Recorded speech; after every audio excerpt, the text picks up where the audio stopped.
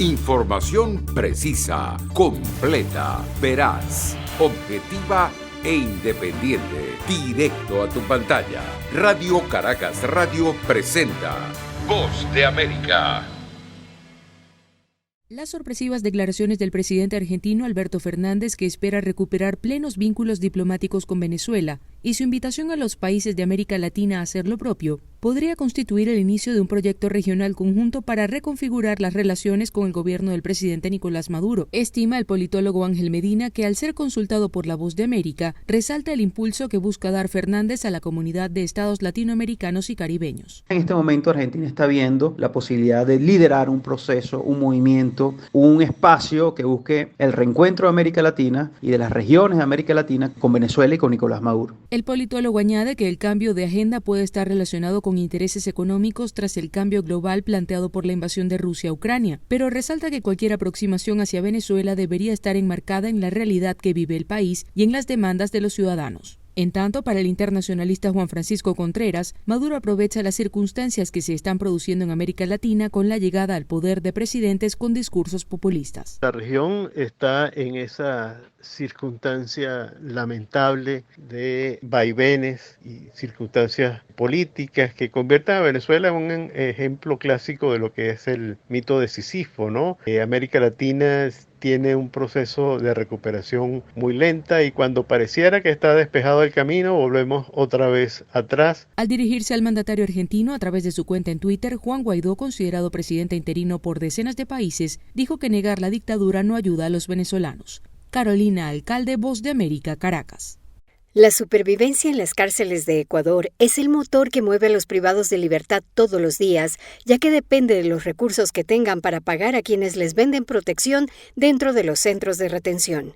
Esta es una de las revelaciones del informe presentado por la Comisión de Pacificación, designada por el presidente Guillermo Lasso, para mejorar la condición en las cárceles del país.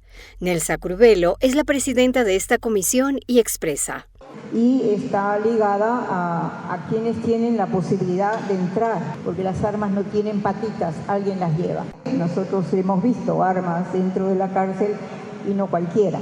Nos dicen hay más armas adentro ahora que antes. La Comisión de Pacificación lleva 4 meses en funciones. Está trabajando dentro de los centros de detenidos, escuchando los testimonios y observando el movimiento interno de los procedimientos que se realizan. Sin dudar, sus miembros señalan lo que se sospechaba de la corrupción, que incluye a personal de seguridad del mismo centro, policías, militares y los propios presos. Alfredo Narváez es miembro de la comisión. Menciona lo que están haciendo. ¿Qué hemos hecho? Alertar para que las autoridades pertinentes inicien los procedimientos necesarios. Estos procesos están relacionados con la sanción a los sujetos que están en complicidad con los privados de libertad para introducir armas, celulares, droga y apartarlos de las instituciones a las que pertenecen.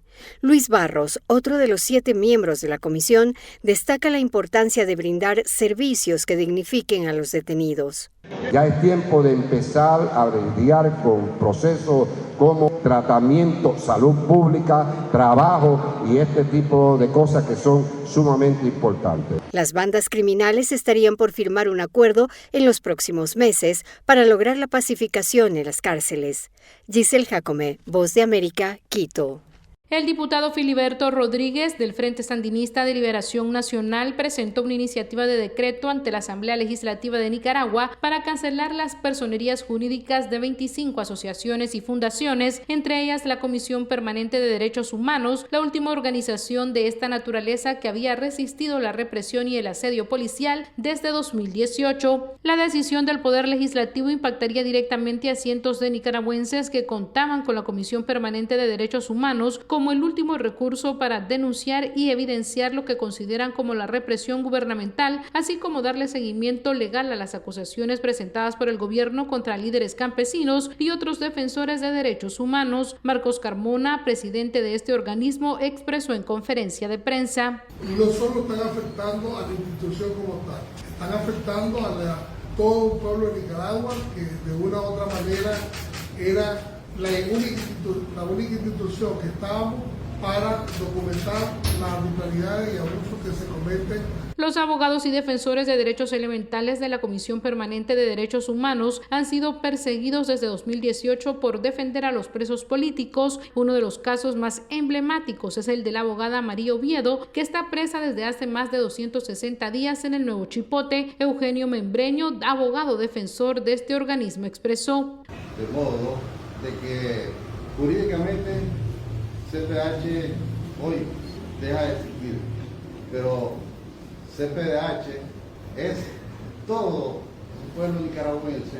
Con estas nuevas anulaciones, el gobierno de Daniel Ortega y Rosario Murillo ha cancelado desde noviembre de 2018 al menos 164 personerías jurídicas de organizaciones, fundaciones y asociaciones de la sociedad civil. Taliano Caña, Voz de América, Nicaragua.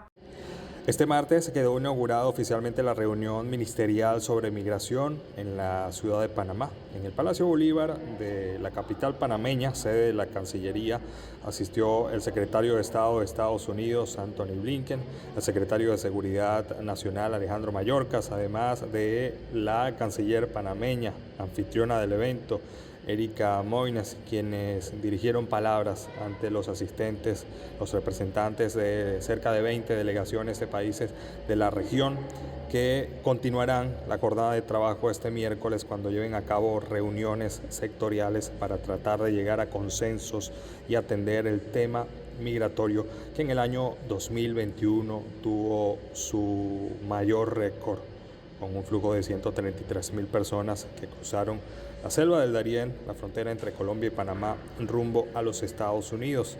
En los primeros 3 meses de este año, las autoridades panameñas ya reportan un poco más de 14,000 personas que han cruzado la selva del Darién para continuar su ruta hacia los Estados Unidos. Desde la ciudad de Panamá les informó Oscar Zulbarán de La Voz de América. La empresa farmacéutica Moderna anunció que para el segundo semestre de este año tendrá una actualización de su vacuna contra el COVID-19 que ofrecerá mayor protección contra la variante Omicron. Y el anuncio resulta esperanzador, ya que todos los inmunizantes que existen actualmente están basados en la cepa original, pero es claro que el virus ha mutado con el paso del tiempo. Según el anuncio hecho por la doctora Jacqueline Mir, vicepresidenta de Moderna, los ensayos de la empresa biotecnológica comenzaron hace algunos meses cuando estudiaban una inyección para atacar la variante beta. Sin embargo, al combinarse con la vacuna original de este laboratorio, se logró la producción de más anticuerpos capaces de combatir algunas variantes, incluyendo Omicron, por lo que se espera que este inmunizante sea más efectivo que los otros medicamentos que hay en el mercado. Este anuncio llega en un momento donde algunos países del mundo experimentan un fuerte incremento de casos originados por la subvariante BA2 y cuando en las últimas horas una sentencia de una juez federal en Estados Unidos otorgó libertad a las aerolíneas, aeropuertos y empresas de transporte para eliminar el mandato del uso de la mascarilla en los sistemas de transporte público en el país. Sobre este tema, la portavoz de la Casa Blanca, Jen Psaki, desde el Air Force One en vuelo hacia New Hampshire, acompañando al presidente Biden el martes, respondió a la pregunta sobre si el gobierno pretendía impugnar la medida de la juez Kimball. Si el Departamento de Justicia toma esta decisión, podemos hablar sobre eso, pero aún no han tomado una decisión y por lo general toma un par de días, algo de tiempo, para hacer esa evaluación. Previamente, la Casa Blanca había catalogado como decepcionante el fallo emitido por la juez federal Catherine Kimball Miseli y destacó que la orden del uso de la mascarilla no está vigente en este momento. Héctor Contreras, Voz de América, Washington. El impacto sísmico de la guerra en Ucrania se está extendiendo por todo el mundo, lo que provocó que el Fondo Monetario Internacional rebajara drásticamente su pronóstico de crecimiento mundial para 2022, una desaceleración de 0,8 puntos porcentuales. Esa desaceleración, menos que la estimación publicada en enero, se produce en medio del aumento de los precios, la escasez y el aumento de los niveles de deuda, como refleja la reciente perspectiva de la economía mundial del FMI, anticipada por el economista Pierre-Olivier Gouruncha. En comparación con nuestro pronóstico de enero, hemos revisado a la baja nuestra proyección de crecimiento mundial a 3,6%, tanto en 2022 como en 2023. Esto refleja el impacto directo de la guerra contra Ucrania y las sanciones a Rusia, y se prevé que ambos países experimenten fuertes contracciones. En una reacción a este anuncio y al bordo del Air Force One que llevaba al presidente Joe Biden a New Hampshire, la portavoz de la Casa Blanca, Jen Psaki, destacó: Me gustaría señalar que sus proyecciones para los Estados Unidos Unidos y nuestro crecimiento siguen siendo más altas que la gran mayoría del mundo, y eso es una señal de la fortaleza de nuestra economía. Pero es cierto que la invasión de Ucrania por parte del presidente Putin y Rusia va a tener un impacto continuo en la economía global. La crisis será el foco de atención de los funcionarios financieros globales que se reunirán en Washington esta semana de forma virtual y en persona para las reuniones de primavera del Fondo Monetario Internacional y el Banco Mundial. El informe muestra que Ucrania sufre un colapso del 35% de su economía este año, mientras que el Producto Interno Bruto de Rusia caerá un 8,5%. Sin embargo, las consecuencias de la desaceleración se sienten de manera más aguda en las naciones más pobres, recuperándose aún de la pandemia de COVID-19.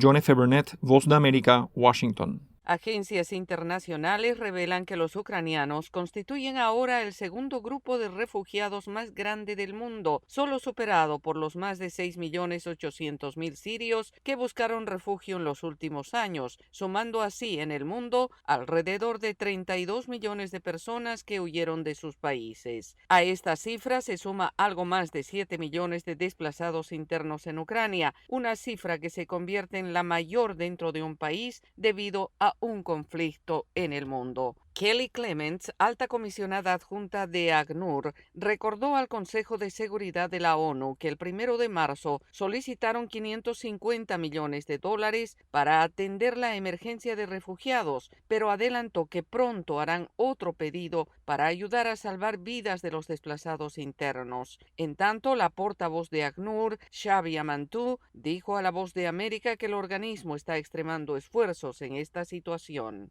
Es bastante alarmante que solo en el espacio de unas pocas semanas nos estamos acercando a 5 millones de refugiados en Ucrania, lo que dijimos al comienzo. A este ritmo es la crisis de refugiados de más alto crecimiento y una de las más grandes que hemos vivido en Europa desde la Segunda Guerra Mundial. En este marco, la viceprimera ministra de Ucrania, Irina Vereshchuk, anunció que hoy se reanudarían los esfuerzos de evacuación para sacar a algunos civiles de la ciudad portuaria de Mariupol, devastada por la guerra, y dijo que existe un acuerdo preliminar para operar una denominada ruta de corredor humanitario hacia el oeste hasta la ciudad de Zaporizhia, controlada por Ucrania. A través de su cuenta en Telegram, Vereshchuk dijo que la movilización alcanzaría unas 6.000 personas, prioritariamente mujeres, niños y adultos mayores, remarcando que Mariupol era el foco de los esfuerzos ucranianos para ayudar a los civiles debido a la situación humanitaria catastrófica en la ciudad. Y el embajador adjunto de Rusia ante las Naciones Unidas, Dmitry Polyansky, rechazó la solicitud del secretario general de la ONU, Antonio Guterres, de un alto al fuego de 4 días durante las vacaciones ortodoxas de Pascua, pedido al que se unió el embajador de Ucrania, Sergei Kelitsia, que pidió a Rusia que prestara atención al llamado de Guterres para permitir la evacuación de civiles de áreas de confrontación actuales o esperadas y llevar más ayuda humanitaria a lugares que lo necesitan. Yoconda Tapia, Voz de América, Washington. La presencia de tropas rusas en el este de Ucrania continúa incrementando e intensifica la lucha por el Donbass, donde las fuerzas de Vladimir Putin buscan romper las líneas defensivas ucranianas, según señala el último informe de los servicios de inteligencia británica. Además, desde el Ministerio de Defensa británico también alertan del riesgo actual de ataques de precisión contra objetivos prioritarios en otras zonas del país, con la intención de interrumpir el suministro de refuerzos y armas ucranianas hacia el este del país. Mientras tanto, no hay tregua para la ciudad portuaria de Mariupol, y es que el gobierno ruso ha vuelto a lanzar un ultimátum a los combatientes ucranianos en esta localidad asediada por las tropas rusas desde hace más de 50 días. Los soldados tienen 2 opciones: rendirse o morir. El último bastión de la resistencia en la urbe se ha concentrado en la acería de Azovstal, una inmensa fábrica de 11 kilómetros cuadrados donde, junto a más de 2.000 soldados ucranianos, también se estarían refugiando al menos 1 millar de civiles, la mayoría niños, mujeres y personas mayores. Y más al este del país, en la región de Luhansk, fronteriza con Rusia, las autoridades pidieron a la población que huya, mientras afirman que la situación empeora a cada hora. Puede llegar el día en que no podamos entregar medicamentos ni alimentos, advirtió el gobernador de la región, Sergiy Haidai, a través de su canal de Telegram, y añadió que tener un techo sobre la cabeza, paz, comida y asistencia financiera del Estado y de organizaciones no gubernamentales, por supuesto, no es igual al hogar, pero es mejor que estar en un refugio antiaéreo las 24 horas del día esperando un proyectil ruso. Mientras Ucrania sufre la peor invasión de un estado a otro desde la Segunda Guerra Mundial, la comunidad internacional explora nuevas medidas para continuar brindando su apoyo a Ucrania y aplicar más sanciones contra la administración Putin. Y con este enfoque, el presidente Joe Biden mantuvo un encuentro virtual con los principales líderes de Occidente. La secretaria de prensa de la Casa Blanca, Jen Psaki, dio detalles de la cita. Para continuar manteniendo actualizados a otros países, ya sea la OTAN o el G7 u otros grupos de naciones, sobre lo que estamos considerando en términos de sanciones, lo que estamos considerando en términos de asistencia militar, lo que están haciendo otros países. A veces hay equipos que los ucranianos quieren que no tenemos, lo discutimos con ellos también. Y a cada día que pasa continúan los esfuerzos diplomáticos para frenar esta trágica situación que ha provocado la muerte de miles de ucranianos. Hoy el presidente del Consejo Europeo, Charles Michel, visita Kiev, una ciudad que describió como el corazón de una libre y democrática Europa. Y allí se reunirá con el líder ucraniano Volodymyr Zelensky en un encuentro que representa el apoyo y unidad de Bruselas a Ucrania. Judith Martín Rodríguez, Voz de América. Una cooperación de Latinoamérica para hacer frente a la migración irregular fue el principal pedido del secretario de Estado de Estados Unidos, Antony Blinken, el martes al arribar a Panamá, donde se encuentra para participar en la conferencia ministerial sobre migración y protección, de la que Washington es coanfitrión y que culmina hoy miércoles. Blinken y el secretario de Seguridad Nacional de Estados Unidos, Alejandro Mayorkas, en su primer día en la ciudad de Panamá, mantuvieron encuentros con el presidente Laurentino Cortizo, la canciller Erika Moines y el ministro de Asuntos del Canal de Panamá, Aristides Rollo, entre otros. Por otra parte, en el sureño estado de Tennessee, el Partido Republicano votó el martes para eliminar a la ex portavoz del Departamento de Estado de Estados Unidos, Morgan Ortagus, y a otros dos de la boleta electoral primaria de agosto, en la que estaría participando para postularse a la Cámara de Representantes estatal. La votación marcó la culminación de meses de esfuerzos tanto de legisladores republicanos como de activistas para expulsar a Ortagus porque se había mudado recientemente al estado. Ella fue respaldada por el expresidente Donald Trump. Por último, se espera que entre este 20 de abril y 22 sea extraditado el expresidente de Honduras, Juan Orlando Hernández, donde será juzgado por narcotráfico, según lo ha confirmado el ministro de Seguridad del país centroamericano.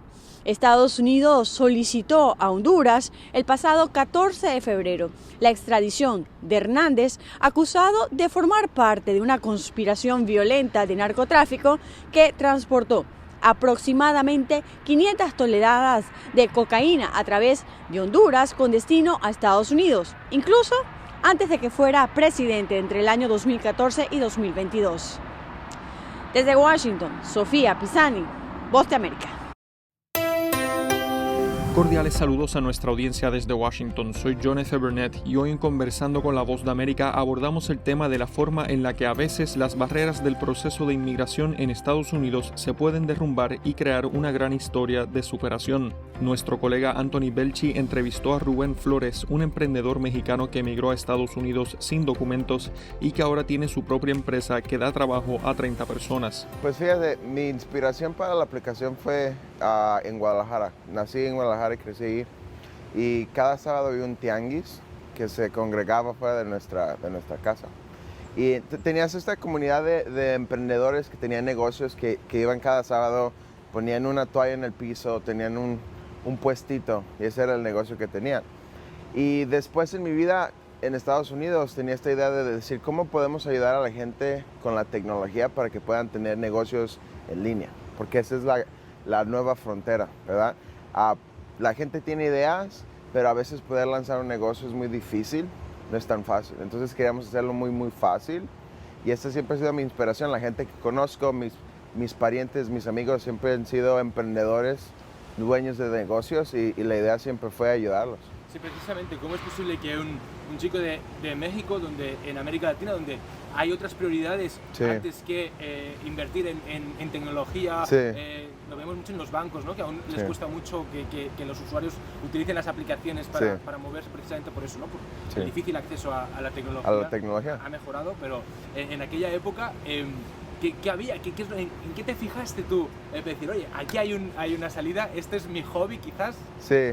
Pues fíjate, cuando yo me gradué de la high school, fue el año en que el iPhone lo anunciaron. Entonces, se me dio esta idea de decir, mira, alguien que tenga una computadora y un teléfono y puede generar una aplicación, puede cambiar el mundo en un día. Entonces, esa siempre ha sido mi motivación. Ese fue el momento en el cual yo supe, esto es lo que quiero hacer con mi vida.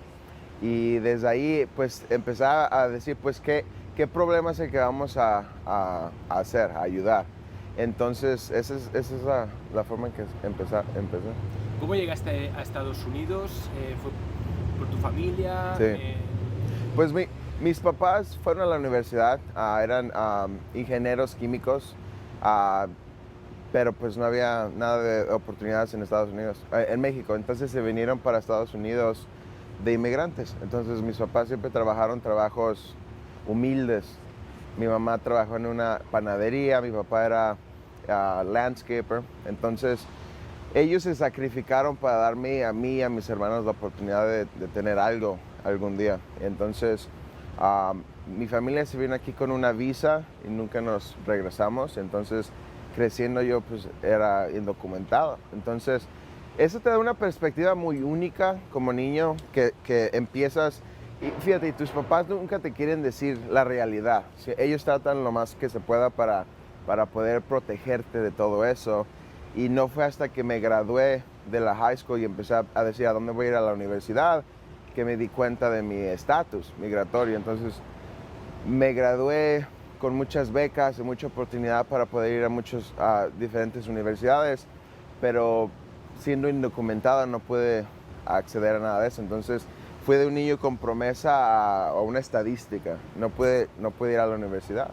Y fue en ese momento, es un momento muy impactante para alguien. ¿Desde qué año, ¿qué año fuiste a la universidad? No fui a la universidad hasta años después, entonces... No, el año digo, ¿en qué año? Fue como en el 2010, 2011, sí. Entonces, recién de graduarme a la preparatoria, no pude acceder a todas mis becas. Y pues yo pensé, pues tal vez lo que voy a hacer es trabajar con mi papá de inmigrante, ir a, no sé, a una imprenta o no sé, donde pueda trabajar.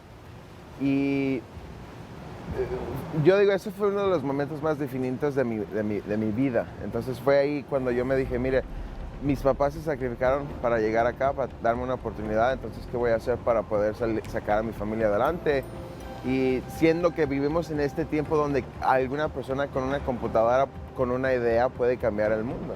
Era Rubén Flores, emprendedor mexicano que de manera autodidacta lanzó una aplicación móvil aún siendo un indocumentado. Esto fue Conversando con La Voz de América. Información precisa, completa, veraz, objetiva e independiente. Directo a tu pantalla. Voz de América en RCR 750.